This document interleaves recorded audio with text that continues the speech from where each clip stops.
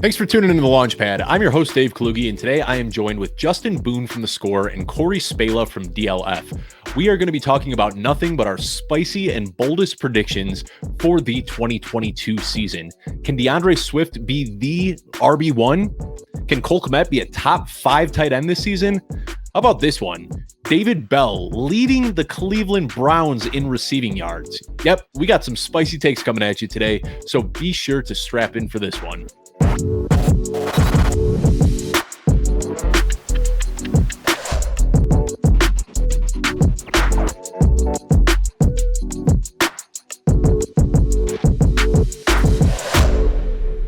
Let's hear your biggest bold prediction for the 2022 fantasy football season. Justin, go ahead and start us off here.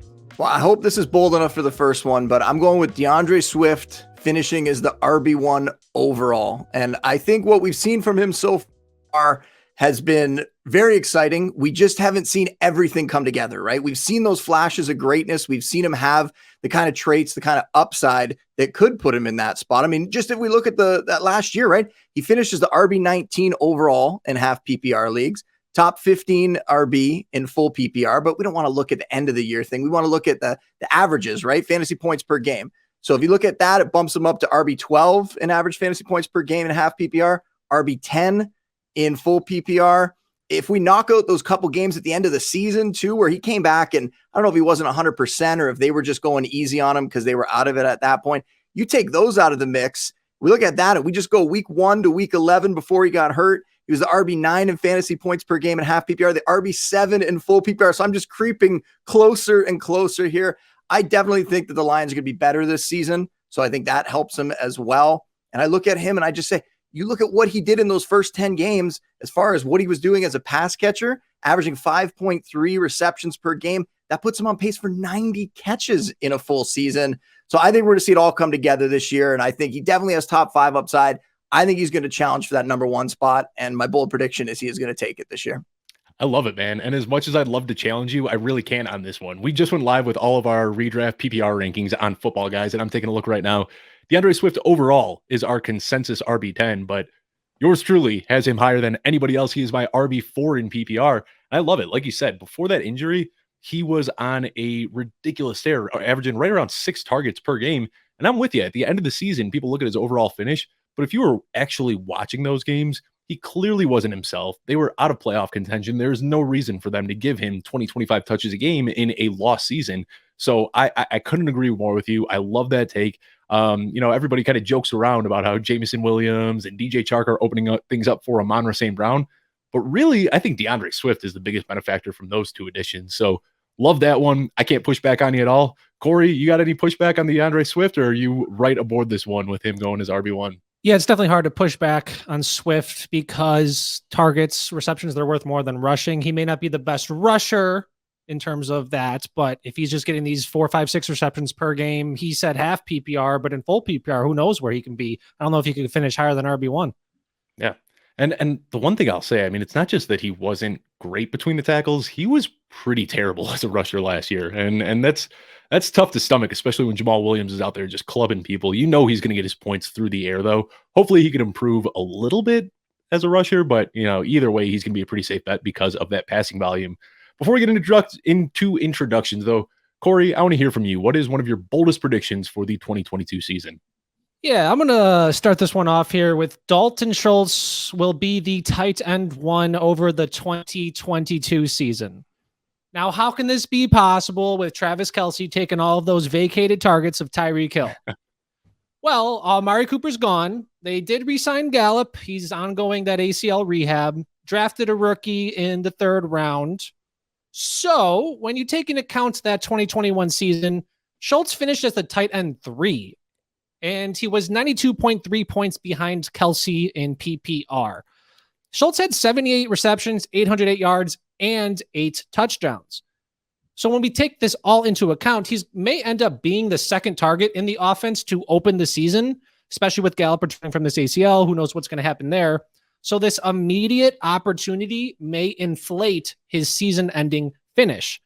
So we know about vacated targets. They're not kind of real. But what about vacated red zone targets? Schultz had 14, and with Cooper leaving, that leaves behind 19. I'm a big believer in red zone usage is meaningful for tight ends, and these touchdowns will also inflate season-ending finishes. Dak Prescott and Schultz, they have some solid chemistry, and I'm believing this will matter with Cooper gone. Yeah, I'm with you on that. Normally, I don't subscribe or, give into the pushback on Twitter, but I shared my rankings not too long ago, my tight end rankings, and I had Dalton Schultz as a back end tight end 1, and I got so much crap for it that I actually had to kind of look a little bit deeper, reassess that one, and I moved Schultz up in my rankings as well. I like that call out. Justin, how are you feeling about Dalton Schultz this year? Is he the guy that you're on board with? I like him a lot. I can't go as far. I know we're doing bold predictions here. I can't go as far as number 1 overall, just because it would require, in my mind, not just Kelsey to get hurt, but Andrews to get hurt as well. I think those guys are the clear top 2 now. But after that, you could make a case like Kyle Pitts for me would be the next one, but I'm not quite ready to put him on that elite level with those other guys yet. We'll see if he starts to get that kind of volume and get up there and can start to score more touchdowns, because we know he didn't really do that very much as a rookie. And then after that, guys like George Kittle and Darren Waller, who were right up there among the elites, I'm bumping those guys down at this point. They're still in my top 5, but I don't think they're going to get the same kind of volume. I think there's a lot more target competition with them now. So yeah, I'm looking at a guy like Schultz. I think I have him as tight end 7, and that might also, it's him and Gronk at tight end 6 and tight end 7, because I'm just already assuming Gronk's going to be back with Tampa, and that would put Gronk for me up in that top 5 conversation probably. But yeah, I definitely have Schultz up there as a mid tight end 1, and with a couple injuries, maybe he will flirt with tight end 1 overall. Yeah, I think this year is kind of weird because you got that really clear-cut top 3 that you talked about, Kelsey, Andrews, and Pitts. And after that, you could make a strong case for anybody to be the next guy. Like you said, Kittle, could be Waller, could be Hawkinson. I mean, it could be Goddard. There are so many guys that have the potential to finish there. And you know how it is every single year. The difference between tight end 5 and tight end 15 is usually just a couple of touchdowns. So I like Corey's idea here of chasing the red zone usage. That is something that could be a big difference maker, especially for tight ends. So good call there. Thank you. But anyway, I want to welcome everybody into episode 32 of the Launchpad, now on all Footballguys channels. Last week, I was joined with Kevin Tompkins and Jake Estes. It was right after the NFL draft, and we talked about our biggest risers and our biggest fallers. And today, we are 100% just shifting gears and heading into redraft mode. Dynasty's behind us. We are focused on the 2022 season. We're going through projections. We're going through rankings. And a big part of this time of year is planting flags on guys that you think are going to have big or small seasons compared to the consensus. And we're going to talk about some of those bold predictions today.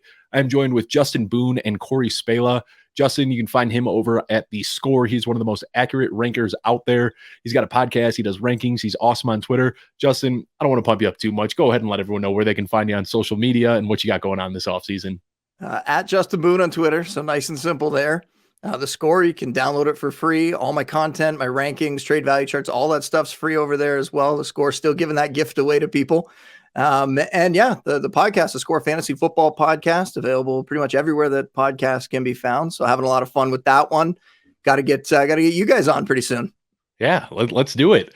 And then join here with Corey Spala as well. Corey, you can find him a little bit all over the place, but mainly over at DLF. He's also got Coming Off the Edge, which is a ton of fun. You can find me there every once in a while on Tuesday evenings. And I just realized we got Dave Kluge, Corey Spala, Justin Boone. We've all got those official Twitter names. So you know that this is a good show because we are legit coming at you today. But Corey, let everyone know where they can find you on social media and what you're going to be working on this offseason. Yeah, thank you for having me here. Corey Spala, Corey with an EY on Twitter. He mentions the show Coming Off the Edge. The other show I do, Load the Wagon, occasionally. It's a Madden franchise show. Both of you guys were on. No Super Bowl champions here. Oh, just kidding. Justin, you were a Super Bowl champion. Let's go. Indeed, I was. I was going to correct you there. Come on. God, put some respect on my bills. Justin, weren't you? Dave's been on it twice, and you were the first one, right? Super Bowl champ? Yeah, Justin was the first one to win a Super Bowl on that show, I believe. Was I?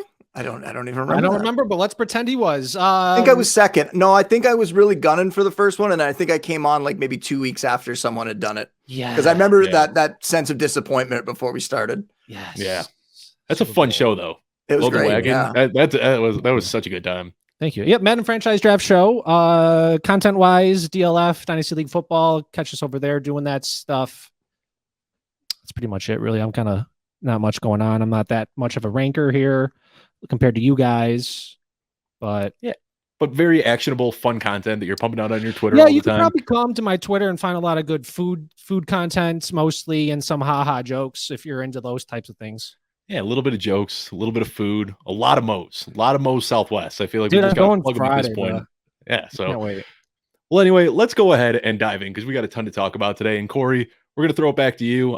Anybody watching the show, we're not going to have a ton of structure today. It's not going to be, a ton of questions. We are just laying down our bold predictions. So, Corey, go ahead. Fire one off, man. What's your next bold prediction for us? Yes. So what are these like bold predictions, right? We're hitting Control B or Command B for those Mac users. These are a nice way of saying to take your best systematically developed answers and we kind of give it out there. So it's kind of a way to get these people to yell at you, maybe how stupid you are, but it's also to show these people a well thought out process for these takes.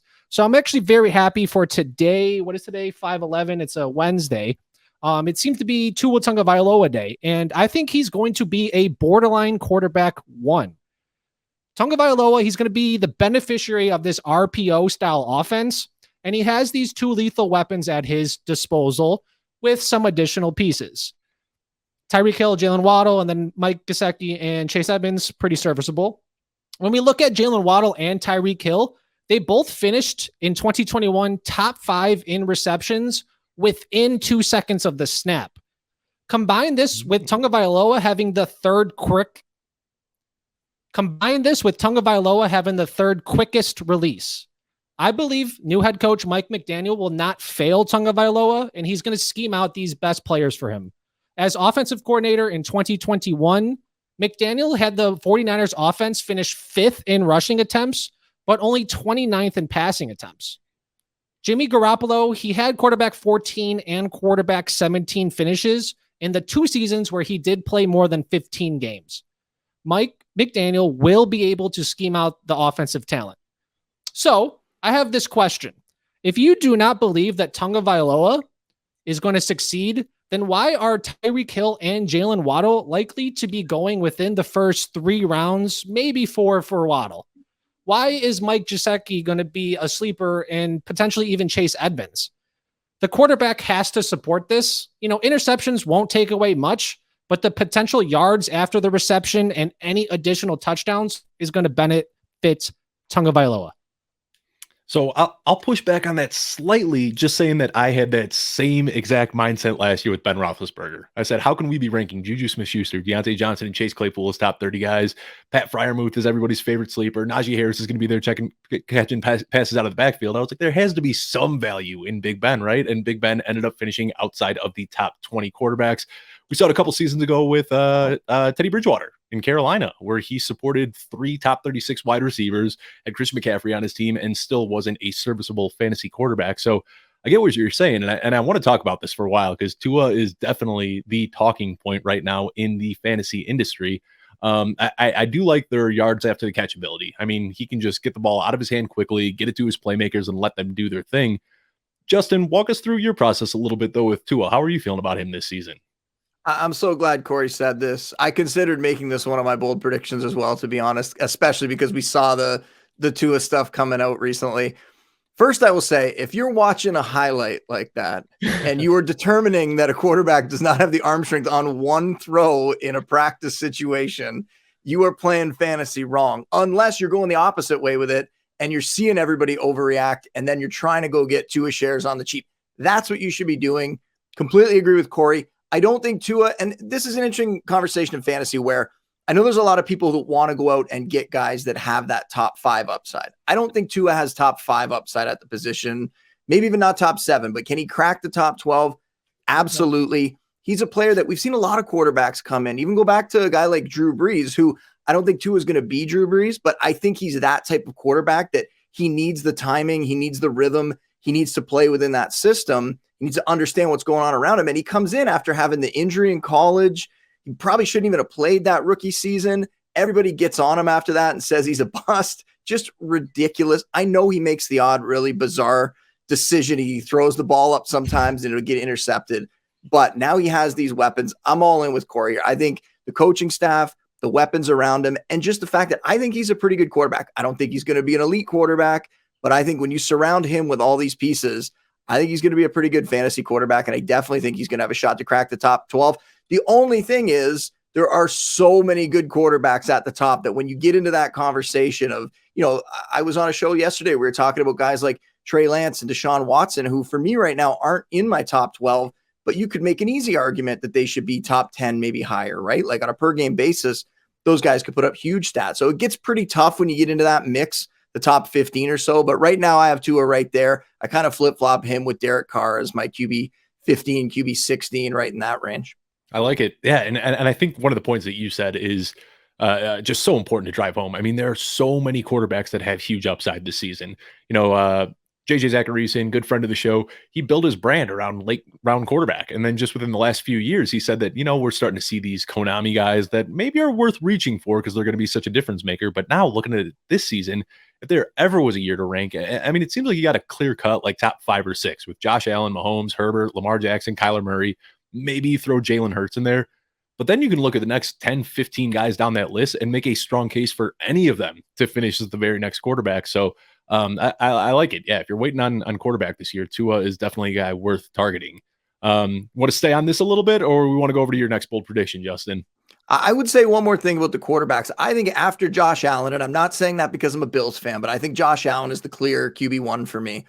After that, every single guy, it really has some question marks now, right? Like Patrick Mahomes, yeah, I think he's going to be fine, but Tyreek Hill not being there changes the offense a little bit, right? And we saw Mahomes last year. There were times when he was not putting up top 5 numbers and he was more down in that low end QB1 range. Lamar Jackson losing Marquise Brown and always kind of worried about his health. Kyler Murray, DeAndre Hopkins not there for the first 6 games. You could really go through. I mean, Justin Herbert, I feel pretty good about. Yep. They've had a great offseason. The Chargers have on both sides of the ball, but you could really go through from, 2 to, like I said before, almost QB 13, 14 or so.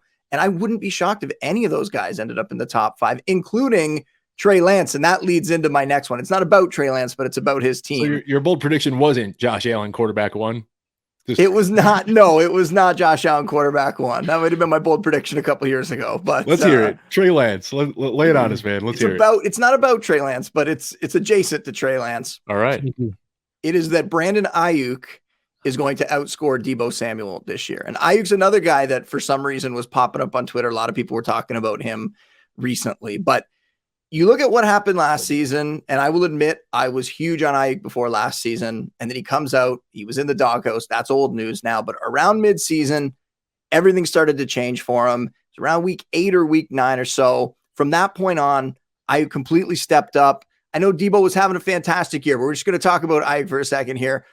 I really think that in the second half of the season, we saw more of what we should expect from Brandon Aiyuk. I think the first half of the year, that was an aberration. That was the outlier. That was whatever was happening between him and Kyle Shanahan. And we had people doing like Zapruder films breaking down like Kyle Shanahan looking away from him on the field. Like it got kind of silly at some points there. But now we have Deebo saying that, and whether this is true or not, it is the rumor that Deebo has said that he doesn't want to do as much of the running back work. He doesn't want to be used out of the backfield as much. Maybe he's worried about his career longevity, whatever that is. If we start to take away some of that production, now we're starting to bring him and Aiyuk a little closer, because if you're looking at the second half of the season, I mean, Deebo played 12 games.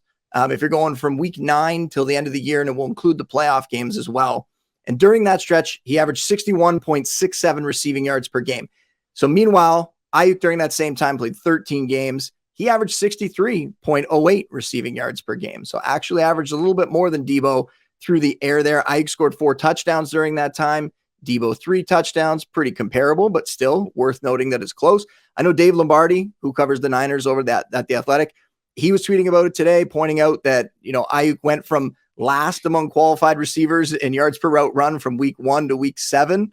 And then in the second half of the season there, after week 8 and beyond, cranked it right up, was 9th overall amongst receivers. So we really saw a different player in the second half of the season. So I think it's still a very bold prediction here. I think Deebo's still going to be fine. I'm not suggesting that Deebo Samuel is going to fall off the map, even if they do take away some of the rushing production, because he's not going to get 0 on the ground, right? He's still going to get some of that rushing production, even if they dial it back a little bit. But I think there is, if we look at the second half of the year, there is a path here to both these guys having great seasons and Aiyuk actually getting the edge over Deebo between the two of them. But once again, I just want to say both these guys are going to be great. You should draft them both.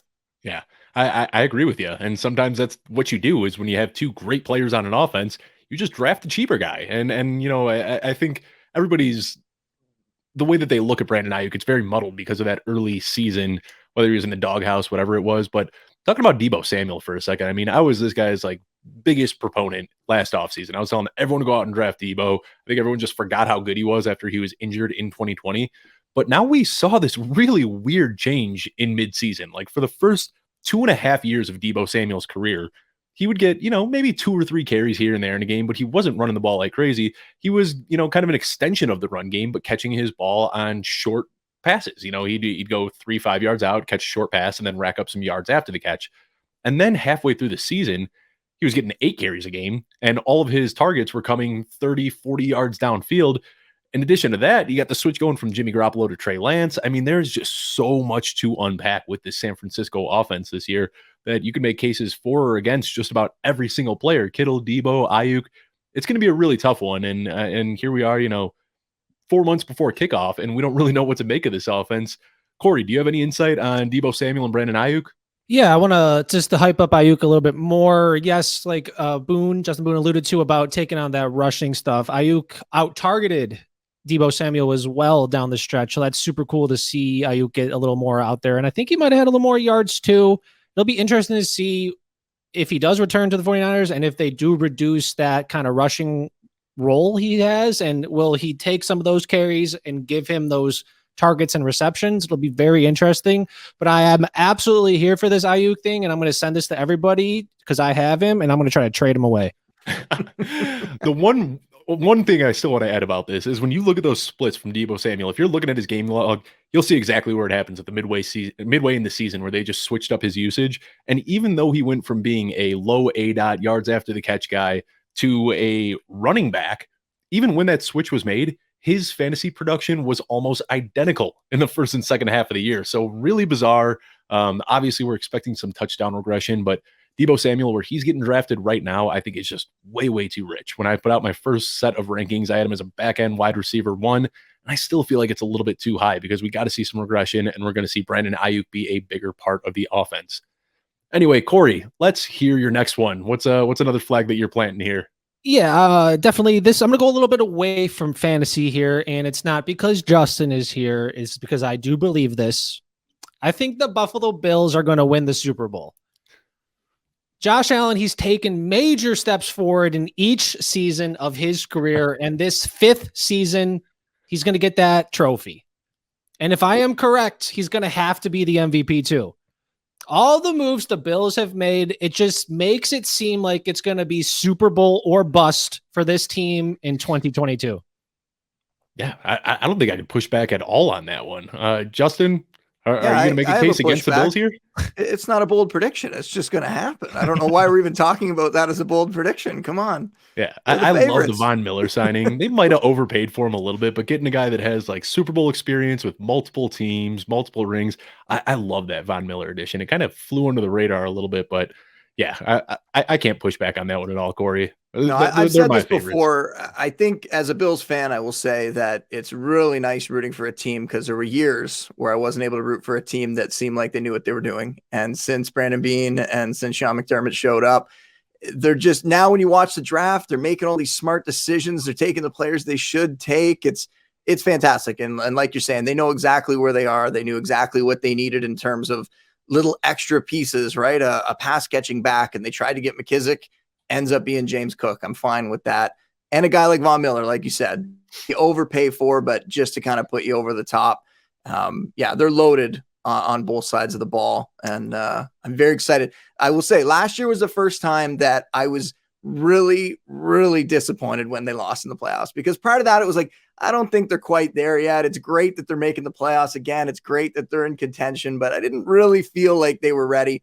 Last year, I think there was a good chance they would have won the Super Bowl if they came away from that Chiefs game with the win. So I think this will be the year barring any catastrophic injuries. And let's be honest, though. I mean, that was the game of the season. That was the Super Bowl right there. That Bills Chiefs game. Maybe more than just the season. Maybe that might have been one of the best games I've ever seen in my life. Yeah. Yeah, that was unbelievable. And I'm not a Bills or a Chiefs fan. Just like as just a football fan watching that game, it was unbelievable. And one more thing to note here about the Bills. You mentioned James Cook. It's been just reported that pre-draft, the Bills contacted the Panthers about Christian McCaffrey. Mm-hmm. And then they couldn't get it done, not available. they drafted James Cook. So maybe I'm a little low on James Cook. Maybe I shouldn't be, especially if they tried to get McCaffrey to be that similar role. I'm not saying Cook will be McCaffrey, but it's just interesting. Yeah, and reading between the lines there, what I hear is they don't want Josh Allen running quite as much. If they want to get it back, they can get out there in space, run those little just wheel routes and get open. I think that's what they're doing there. But honestly, I think it kind of worked out because if you're looking at bringing in Christian McCaffrey for, what does he do, $26 million this year or something crazy like that? You're looking at McKissick, who's going to get a veteran contract. I think bringing in James Cook on a rookie deal makes a ton of sense. So I like it. I'm all in on the Bills this year. Looking at odds, Super Bowl odds, I really like the Ravens just because the Bills are the favorites. The Bills and the Ravens are the two teams that I currently have some money on to win the Super Bowl this year. Bears fan, but I'm also a realist and I can't put any money on them. So on to the next one. Justin, what's your next bold prediction? Let's hear it. Well, I always debate what level of bold we're going with here. So tell me if this is bold enough. Ronald Jones leading the Chiefs backfield, finishing as a top 20 fantasy back. I don't know if people think that's going to happen. If they are real in on CH still, I don't know if that's the case. But for me, I mean, before we talk about CH and Jones as players, I think we should point out some things that were said like just after free agency. And some of this could be lip service, obviously, but right after they got Ronald Jones, Andy Reid was out there saying that he's going to have a chance to be a major part of the offense. So right away, that kind of gets your ears up. Okay, what does that mean? Major part? Does that mean he's going to be the lead back? Does that mean he's just going to be sort of a committee back? We don't know, right? That's what we got to try to figure out here. We also had around the same time, Nate Taylor, the Athletic, suggesting that the Chiefs might use DH more as a receiver in order to kind of help adapt after they had traded away Tyreek Hill. So that's another one where now you start putting the pieces together and going, okay, CH, maybe they will use him more as a pass catching back. Maybe Ronald Jones gets brought in to be that early down back. Maybe Ronald Jones starts to see some goal line work there. It's an offense that we still think is going to be able to put up a lot of points even after Tyreek. And then you put that together with the fact that Jones was among the most efficient runners last season between the tackles. Looking at next gen stats, they had him ranked right up there. So I think we get a bit of this idea in my mind anyway, when I'm starting to put it together, that I don't think the Chiefs are looking to give CH that full workload. And we just talked about a team like the Bills. I don't think they were really wanting to go into this season and give Devin Singletary all the work that he got down the stretch last year. And maybe part of it is because we just haven't seen CH come through for them, right? They needed somebody else that they trust there. And we've seen it now multiple years in a row where they've gone with these veterans over CH, whether it's because he got hurt or whether it's because he wasn't really performing at least what they thought they were getting when they drafted him in the first round. So you look at Ronald Jones, people, including myself, I have been really, really hard on Ronald Jones, but we're talking about a guy that just 1 year removed from putting up 978 rushing yards for the Bucs in 2020. I think we're going to see him be a factor around the goal line. Like I said, I mean, you look at Darrell Williams last year, Derek Gore, they combined for 8 rushing touchdowns between them. Would it shock you? I mean, CH still had 4 of his own last year. Would it shock you if you see that kind of split where Ronald Jones has 7, 8, maybe more touchdowns? CH still involved, getting, half of that. Rojo 7 scores in 2020, 6 in 2019. So we've seen him do it before. I really think when you look at that pickup, it's one that in my mind, people are just going to look at Ronald Jones and think complete bust. There's no way he's going to do it. He's a terrible pass catcher. Can't get it done there. But we've seen some guys like a Damian Harris for the Patriots. If he can get that big touchdown total, he could be that early down back on a quality offense. They're going to lean on him. I think he could do it. And you look back to that 2020 season I keep referencing with Rojo, he had 12.3 fantasy points per game in half PPR. CH had 12.2 that year. So obviously completely different situation. They were on different teams, but just showing you that Rojo is capable of outscoring CH. So I think Ronald Jones is going to end up being the more valuable back, even though logic when it comes to pass catching, targets, all that sort of stuff, logic would make me lean CH. I don't think the Chiefs feel good about CH, and I think they're going to lean on Ronald Jones in the rushing game and around the goal line. Justin, I want to disagree with you. Like, I really want to push back on some of your takes, but I'm looking through the expert rankings right now on Footballguys, and I am higher than every other staffer on Ronald Jones for everything that you said. I mean, he is a really, really good rusher, and I don't know what it was. It's almost like Bruce Arians didn't like him. He had some ball security issues early on in his career, and it's like he was never able to get back in Bruce Arians' good graces. but it seems like every time this guy touches the ball, he's just trucking through defenders, and he doesn't have a really versatile skill set. I mean, that's what he does, is just catch or grab the ball and run forward, break a tackle or two on the way, but he picks up those hard-nosed yards after the catch. And I think him and CEH are just perfect complements to each other. Like you said, CEH is going to get out and get the targets, and he'll take that passing down work. But I think Ronald Jones being the early down goal line back on an explosive offense, there's a lot to like there, and people have written him off. So I'm with you. I want to disagree with you, Justin, and I just can't. That's another good take. Corey, come on, disagree with me, Corey. The only pushback that I will have is he needs to make the team first. Oh, wow. That's bold. That's a bolder one than Justin's. I like it. Ronald Jones will not make the team. I think it was reported a little bit ago when he got signed around there, maybe a couple weeks after that, Ronald Jones was not guaranteed to make the team. You're alluding into it. They need that goal line back. CEH is just not that for them. They tried. I remember, was it his first game? He went 0 for 5 there on the goal line, just got stuffed.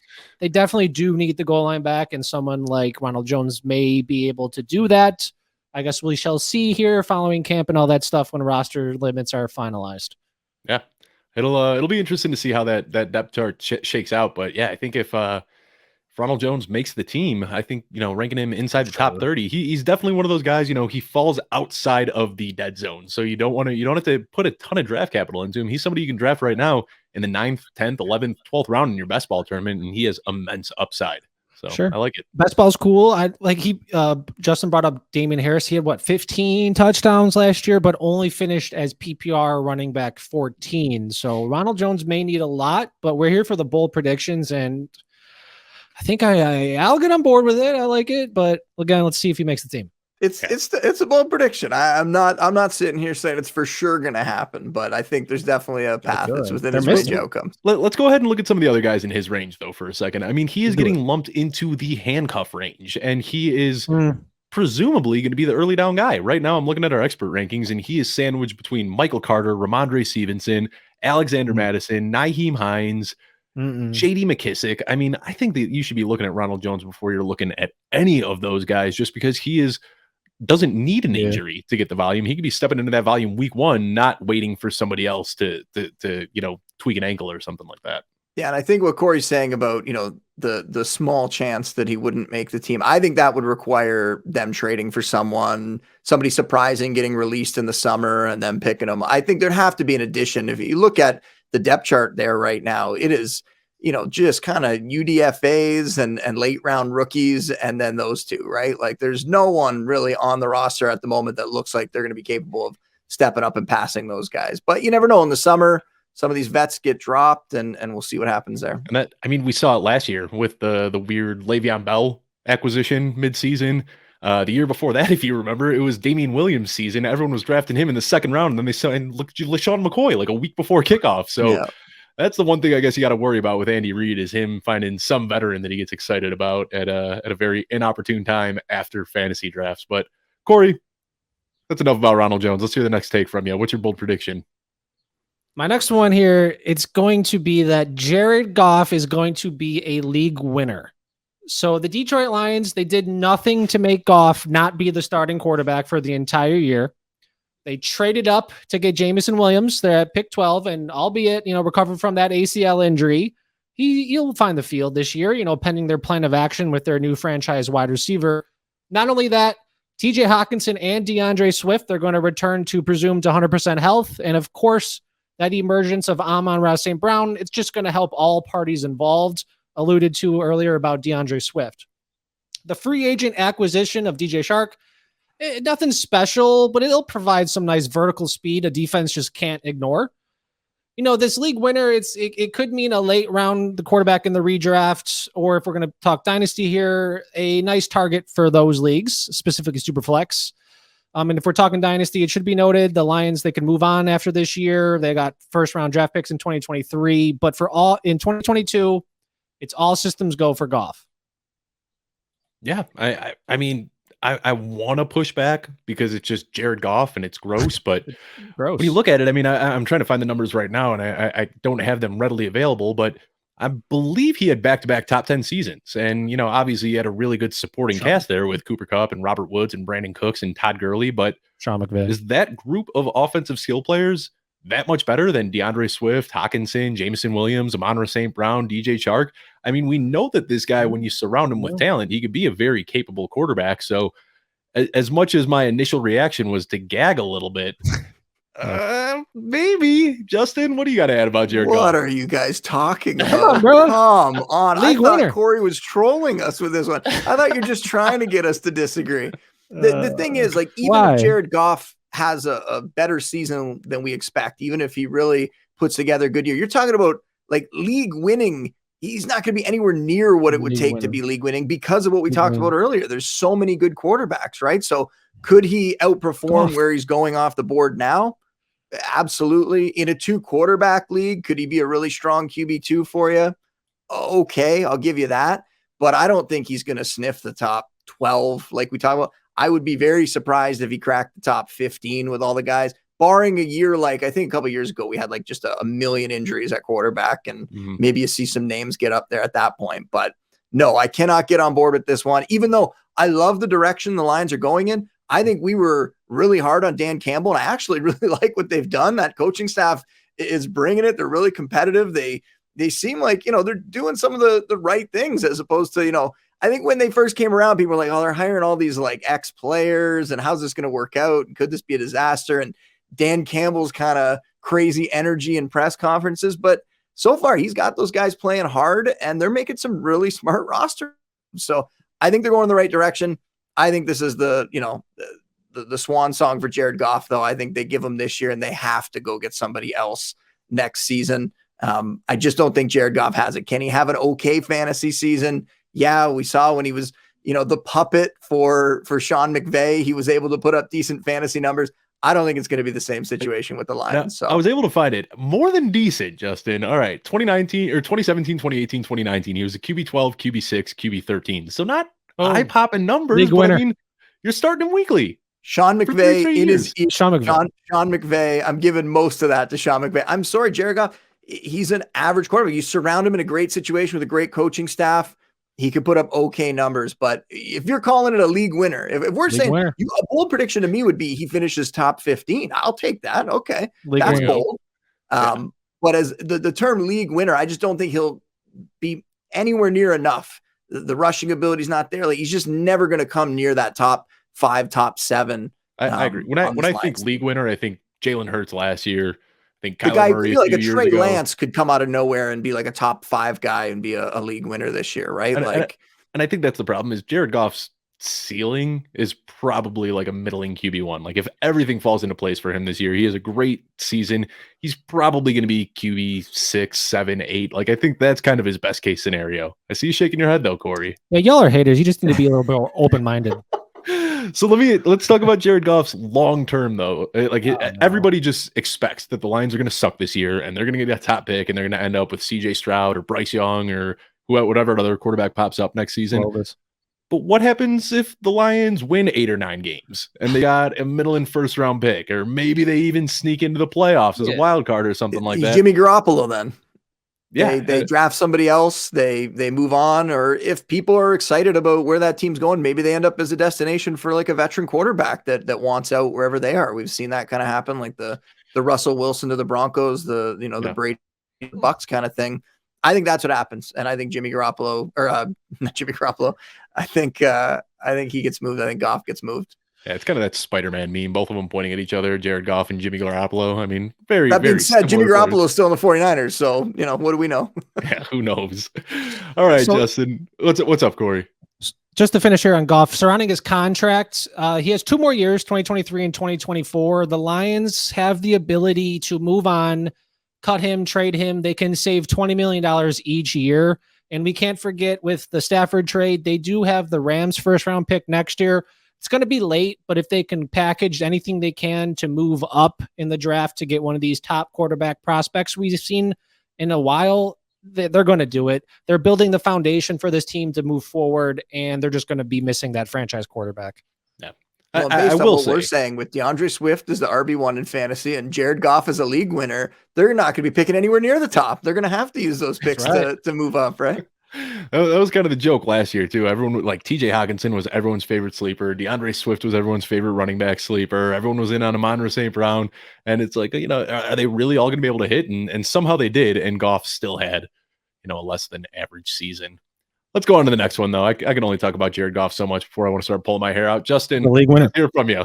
What's your next bold prediction? This might be my favorite one because if we're talking bold predictions, I like ones where like I don't think anyone's talking about them, right? Like we're really going deep for this one. Although Jared Goff being a league winner, maybe that was pretty deep. But Cole Kmet finishing as a top 5 fantasy tight end. And we can go back to the conversation we had about tight ends earlier about, after those elite guys. And I'm not suggesting he's going to get up in that range. I don't think he's going to have that kind of volume. But after those elite guys, it's a little more wide open than some previous years when there was sort of a clear cut 3, 4, 5 guys at the top. And we don't have to go through them again. I mean, we already went through who I think those guys are. And then after that top 5, for me, it's Kittle and Waller kind of rounding it out. But if you have, Schultz, after that, Dallas Goedert, not looking as good as he was before that AJ Brown trade, right? Dawson Knox really got by on touchdown production last year. Is that going to be there? We're going to see that kind of regress a little bit. You can start to go through some of these guys, right? Pat Freiermuth, you make an argument that maybe the quarterback situation will be better than it was. Who knows? But they bring in a George Pickens. Maybe he starts to get some more targets. Is Freiermuth going to end up getting as many touchdowns as he got last year? You could just start to really pick at all of those guys in that range. I don't know what the ECR is for Cole Kmet right now, but for me, I've had him up in the low tight end 1 range for a while now.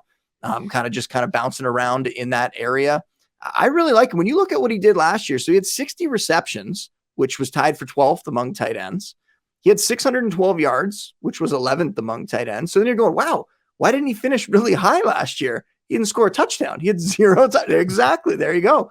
So I don't know what that was about. I mean, we could look at Jimmy Graham being there and them kind of throwing a Jimmy Graham around the red zone for no apparent reason.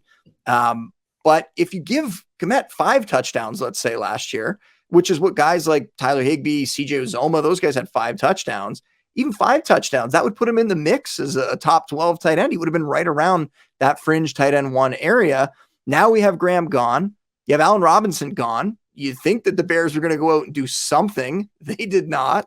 So it's really going to be Darnell Mooney and Cole Kmet. And outside of, I don't really even want to talk about Byron Pringle and Equinemius St. Brown and Velus Jones. I don't think those guys are going to get huge volume. So you look at, when we're trying to find outside of that elite group of tight ends, when I'm looking at guys in the later rounds that I might target, I'm trying to find guys that might be the de facto number 1, might be the de facto number 2 pass catcher on their team so they could get that kind of volume. Well, guess what? Cole Kmet could be. And what happens if Darnell Mooney goes down, right? All of a sudden, we could have a situation like a George Kittle or a Darren Waller had in previous years where they turn into the real top pass catching option on their offense. So talk about a guy who turned 23 years old this year, had 2 seasons already under his belt.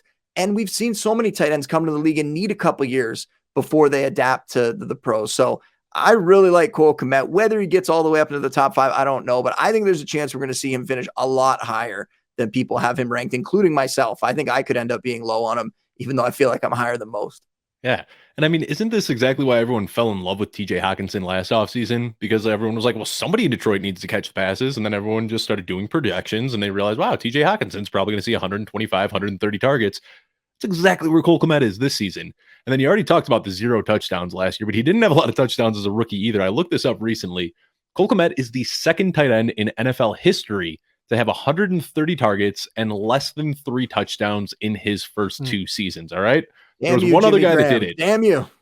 What was that? You had that one? Damn you, Jimmy Graham. Damn you. And that's what it was. Matt Nagy would literally just pull Cole Kmet out when they get in the red zone. And then Jimmy Graham would go in there and just do his basketball, catching a rebound in the end zone. But what I was getting at, there was one other guy who had 130 plus targets, less than 3 touchdowns in his first 2 seasons. We got to go back to Tony McGee, drafted by the Cincinnati Bengals in 1993. And he had 14 touchdowns over the next 3 seasons. So this is just a classic case of positive regression, whatever you want to call it, heading in Cole Kmet's favor. If the targets keep coming his way, the touchdowns are going to have to. So Justin, again, another take you and I agree on. Just looked at the Footballguys rankings, and I am higher on Cole Kmet than every other ranker on staff. So can't push back here. And I know Corey's not going to push back either. Corey, you got any fun Cole Kmet nuggets you want to drop on us? Yes, but I will save that for later. All right. Well, let's hear your next bold prediction then. My next one and final one here is that T. Higgins, he will finish as a wide receiver 1. He's entering his 3rd season, and through those first 2 seasons, he had over 100 targets, 60 receptions, 900 yards, and had 6 touchdowns in both seasons. Looking at 2021, shout out to Player Profile for the data.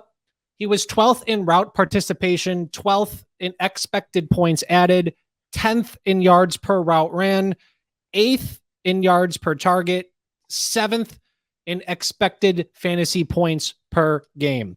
So, despite missing 3 games in 2021, Higgins, he still finished 15th in yards. And when we look at that season, 2021, something changed after the Bengals bye week. That's when the Bengals started more early down throws, which translated to their offense exploding. This just means they got more aggressive. So from week 12 on, Higgins had 107.5 yards per game, which was second behind Cooper Kupp. And this did not even include any playoff games in which Higgins had over 96 yards in each game. Shout out to Jeff Bell. Let's play the fun extrapolation game with those stats. That would be 8.3 targets, 6.2 receptions, and then that 107.5 yards. Over a season, that's 141 targets, 105 receptions, and then 1,827 yards.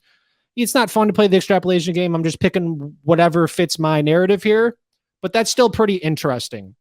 So I bet the majority of people had no idea that Chase and Higgins each had 110 targets in the 14 games played together.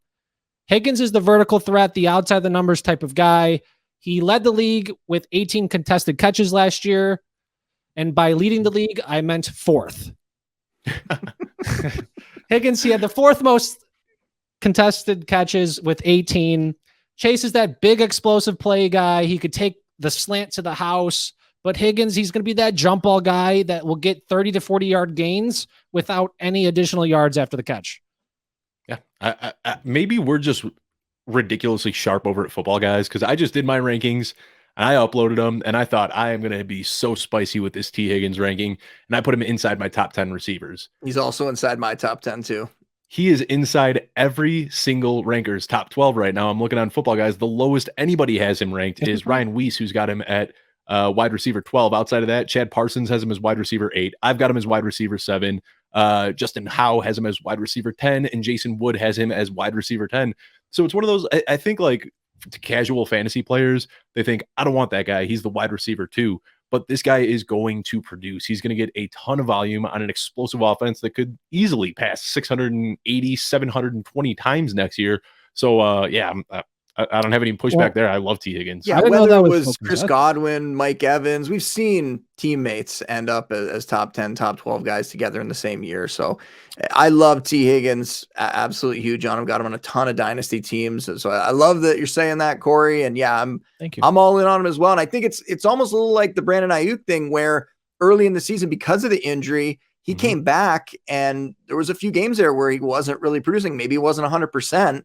And then all of a sudden, like you said, around mid-season, things changed. But if you go before the injury, even those first 2 games of the year, he was pretty good. I think he scored a touchdown in both games. Like, he was producing there. So it would have been interesting to see what would have happened over the course of a full year if he didn't get hurt early in the season, and where the numbers for him and Chase would have been.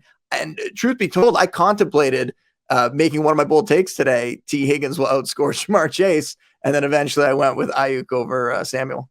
I would not recommend throwing that out on Twitter. I've said some similar things. I said, what did I say? T. Higgins is just as likely to finish as the wide receiver 1 as Jamar Chase is. I also said that I prefer T. Higgins at value instead of Jamar Chase at his value, because T. Higgins is going in the 3rd round. Jamar Chase is going in the 1st round. Somehow I've been labeled a Jamar Chase hater because of this. I love Jamar Chase. The guy's my wide receiver 3 overall. But guess what? You can love Jamar Chase and T. Higgins. They are both just phenomenal wide receivers. T. Higgins, you plug him on about 20 different teams in the NFL, and he is the wide receiver 1. The only reason he isn't the wide receiver 1 is because he's on the same depth chart as Jamar Chase. So love that call out, Corey. And as I see more and more rankings coming out now post-draft, I thought T. Higgins was going to be one of the best values of the season. And it seems like a lot of people are pushing him further and further up the rankings. It wouldn't shock me if he's going, late second round by the time August rolls around. I don't know. It's so consensus like that. So I guess I'll say top 7. There you go. You got the Bills winning the Super Bowl. You've got Jared Goff as a league winner. Your definition of bold, Corey, I don't really know. It's all over the place, but we're loving it here.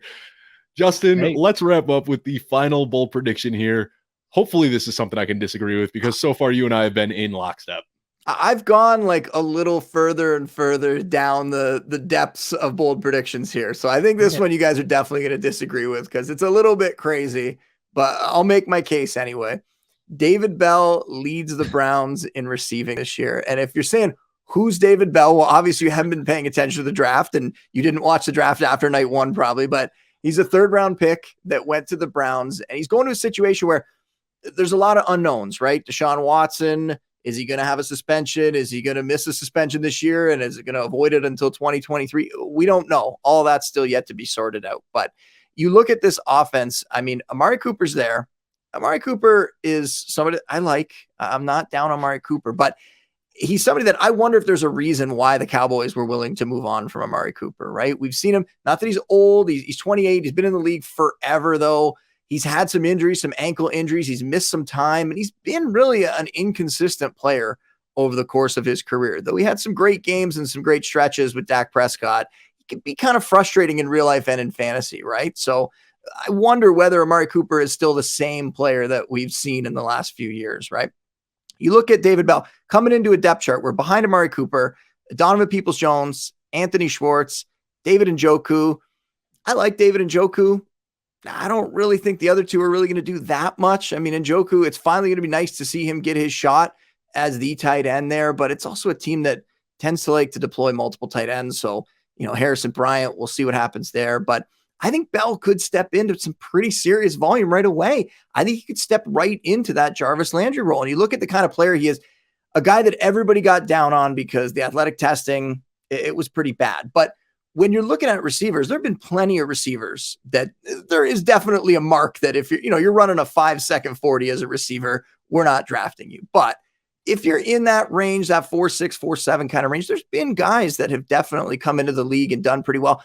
I think he profiles pretty well to guys like, and it's the high end comps, but guys like Keenan Allen, guys like Tyler Boyd, or guys like Landry, who also was somebody that didn't test particularly well, but has had a really solid NFL career. So he doesn't have that high-end speed in terms of, he's not going to, beat you downfield, that kind of thing. But David Bell, just a natural route runner, a guy with great ball skills, great body control. He's going to come down with a lot of passes. He's going to know where to be in the offense. And I think they have a plan for him. And whether it was lip service or not, we saw a video where the team was saying that the moment that they saw him, they knew they wanted to have him, that he was the first receiver they watched. That's probably just them trying to hype him up a little bit, but it's also great to hear. I'm just going to add that in there because of it. So I think if we see Amari Cooper, be as inconsistent as we've seen him be at times in the last couple of years, I think Bell could step in and really surprise people this season and have a great year. Now, I will put the caveat that I'm not saying that he's going to come in and catch 120 balls and lead the team that way. I'm looking at it more like this offense likes to spread the ball around. I think they spread the ball around and he ends up leading the team with, 70 catches or 80 catches or something like that. Not 100 catches, but still, I think he's going to have a really good season. I think he could be a fantasy starter right away. And he's somebody that I've come away all my dynasty rookie drafts so far. I think I've done 4 or 5. Sorry, all of them. I did get him in the most recent one as well. I got David Bell in the second round of every single rookie draft so far. So that's my proof that I love this guy that much. Yeah, I mean, he's one of those guys that everybody was going nuts over. We saw him torch Iowa last year in a big primetime game, and everybody loved David Bell. And then he's one of those guys that just didn't test great. And that's all it was. He had a subprime combine and everybody just started pushing him down their boards and seemingly forgetting about him. I don't hate that one. So far I've gone through my rankings. I've talked about that a few times. I just tweaked up my post-draft rankings. I might have to reevaluate this one because Justin, you and I have a lot of similar takes. Right now I've got David Bell outside of my top 90 wide receivers. And as far as projections 90? Go, I'm thinking that David Njoku is the guy that really plays a lot out of the slot there with them committing some more money to him and bringing him back. And that's really the thing. Just last week, we talked about the Browns at length with Kevin Tompkins and Jake Estes. And I was kind of trying to figure out the scheme of this offense and how it's going to work out. It seems like they have so many players that do similar things, like Amari Cooper, David Bell, David Njoku. They're all kind of similar. I think the one thing you can give David Njoku is he's got a bit more athleticism than the other two, but it's going to be a pretty tough offense to figure out this offseason. Yeah, David Bell, that's a big one. You know, you mentioned Cooper. I'm a believer he's a fake alpha. He's never commanded a big target share, and I think his biggest was his rookie season. Njoku will be cool, though. Hopefully he does step up. I'm trying to come around to this. David Bell, the GM, I'm forgetting his name, was ecstatic to be able to get him there in the third. He definitely could step up, especially if they do away with Hunt. You know, Demetric Felton is not really going to be too big of a factor, and they got Jerome Ford, who's just a nice big body too. So it's definitely spicy here. Hot ones. I wonder where that would be on the scale for hot ones. That's the spiciest shots, right? But hey, you know, I think what you can say about the Browns, I mean, you don't know if Deshaun Watson's going to be starting or not, but I've been throwing late round darts at all of these guys in my best ball leagues, whether it's Donovan Peoples-Jones, David Njoku. I'll even draft Anthony Schwartz every now and again, knowing that he can throw those burners on. David Bell, I mean, somebody's going to have to step up. Amari Cooper isn't somebody that's going to be able to see 180 targets and put up 1,600 yards. And if this is going to be a Deshaun Watson-led offense, you know that they're going to produce. Somebody's got to do it. So, yeah, I don't hate that one, Justin. You know, I'm going to have to look a little bit, but I think I'll be moving David Bell up my rankings just a tad. I also have to move up my rankings because I will say that one thing that happened was when I started doing the rookie drafts and I had to start making these picks in the second round, I dug even deeper on specific guys. And that was one where the more I looked at the Browns passing attack, the more I kind of fell in love with David Bell. So things can change. That's also something that's always really important that I tell everybody is don't have take lock. Don't watch these players in, March and make up your mind and not kind of change as things go by. We're going to find out things when these rookie camps are happening. We're going to find out little tidbits. A lot of that stuff you got to gloss over because it's just going to be a lot of the positive stuff. And that's why I said before that thing we're talking about, that's probably just them trying to hype him up a little bit. But you got to be willing to kind of, change your mind on some of these guys as we get more information. And that was one where the more I dug into that offense and what that roster looks like now, I think David Bell is going to be a pretty interesting piece. Even this year, I think he'll be a wide receiver 3 flex type guy in fantasy. Yeah, and you got to adjust because if you get married to your takes, you probably got JJ Arcega-Whiteside sitting as your tight end 1 this season. So, great show, guys. These are always a ton of fun to talk about, but they're even more fun to revisit in season. So we'll definitely take a look at this one at the end of the season. Give you guys props for the ones that you hit here, but I want to appreciate you guys taking some time out of your busy schedules in a pretty weird time of the year where we're still months out from the fantasy season, but this is the time of year where the sausage gets made, and watching this show, you get to see it yourself. Before we sign off, though, Corey, one more time, let everyone know where they can find you on social media and what you're going to be working on this offseason. Yes, Corey Spala with an EY for Corey. Find me over DLF for contents. I'm working on a tight end red zone usage is meaningful article. I'm tackling the too many mouths to feed concept and seeing if there's any validity behind that. Before we finish, I want to hit on what Justin talked about with Cole Kmet. We had a player who wrote our rankings. That was the guy that I was going to talk about, so that's really cool. I love Cole Kmet. I'm a tight end guy, so if you want to come over for tight end analysis, food takes, like I said, and what was my last one? Oh, funny things, some haha stuff, and occasional gaming stuff too. If anyone likes gaming, I'll post like a Call of Duty Warzone clip here or there too. Yeah, I remember when you were hitting the Twitch when you and I first connected. You were doing some Twitch for a while. Yep, you and Cooter. Me and Cooter play that, and we did this fun thing called like oh my god, what was it? Parachute picks. So every time we dropped into Warzone, Cooter would ask a question and we would ask. It was fun. Yeah. So if you're into that stuff, come on over. Definitely check Corey out. He is a very fun follow on Twitter. And then Justin, thank you so much again for making the time today. Let everyone know where they can find you. At Justin Boone on Twitter, like we said off the top, and go download the Score app if you haven't already. Hopefully everybody's got it, but I normally try to tweet out most of the content that we're putting out, but you can definitely get it right away, get it alerted right to you, get the notification on your phone, on your mobile device if you download the Score app and follow the NFL Fantasy News section, and then come listen to the Score Fantasy Football podcast where we're talking about lots of great stuff like this, and where we'll have you guys on. And I'm really glad we were finally able to do this. We tried to do it a month or so ago, and unfortunately it was my fault, but it did not end up happening. And I noticed again tonight, you learn things every time you do one of these podcasts. Normally I don't record right at sunset. So I tried to go with the natural light, not thinking the sun was going to be going down. And now I realize that we're at the end and I look like I'm in like a crypt or something like that. I look like I'm hiding out in I noticed dank that basement. it slowly got more and more moody as the show went on. I kind of like it. It's very avant-garde right now. But so next time I'll know. We'll get the lighting set up if it's around this time of day. There you go.